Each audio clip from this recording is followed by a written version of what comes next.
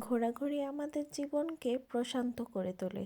নতুন জায়গা দেখার আনন্দ, নতুন অভিজ্ঞতার আনন্দ, এই সব কিছু মিলে ঘোরাঘুরি আমাদের জীবনে আনে আনন্দের স্পর্শ।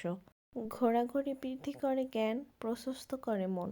ঘোরাঘুরি স্মৃতি চিরস্থায়ী, অভিজ্ঞতা অমূল্য, শিক্ষা অনন্ত। ঘোরাঘুরি আমাদের জীবনের একটি শিক্ষালয় মাত্র। তো আসসালামু আলাইকুম, কেমন আছেন সবাই? আলহামদুলিল্লাহ, আপনাদের দোয়ায় আমি অনেক ভালো আছি। তো বেশ কিছুদিন আগে আমরা চলে গিয়েছিলাম ঢাকা মুন্সিগঞ্জ ঢালিসাম্বার রিসোর্টে। তো এই যে এই রিসোর্টে ঘুরতে এসে এই পুকুরটা দেখে মনে পড়লো আপনাদের ভাইয়া এই পুকুরটাকে দেখে বলছিল এই পুকুরটা নাকি অনেক সুন্দর একটা সুইমিং পুল। তো যাই হোক, এই পুকুরটা ছাড়াও এই ঢালিসাম্বার রিসোর্টে অনেক বড় একটা সুইমিং পুল আছে, যেটা গোসল করার জন্য বা সুইম করার জন্য একদম পারফেক্ট। তো এই রিসোর্টটা দেখতে কিন্তু অনেক সুন্দর, অনেক বড় একটা রিসোর্ট। আর এই রিসোর্টটার ভিতরে অনেক জায়গায় আছে, স্পেস আছে। আর এখানে বাচ্চাদের খেলার জন্য সুব্যবস্থাও আছে, নানা রকমের রাইড আছে। তো আপনাদের ভাইয়াদের অফিস থেকে তাদের কলিগরা মিলে এই যে এই রকম মাঝে মধ্যেই প্রোগ্রাম করে।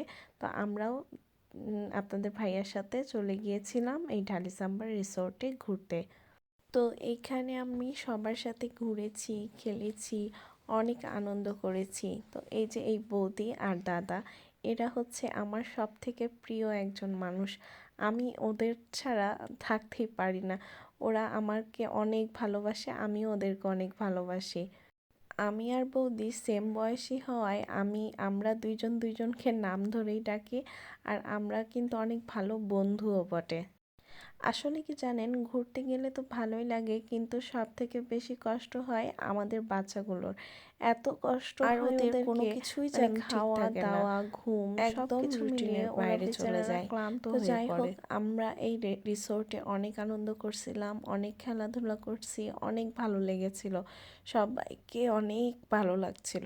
আমার গলাটার অবস্থাও খারাপ হয়ে গিয়েছে। তো যাই হোক, ভালো থাকেন সবাই। আল্লাহ হাফেজ।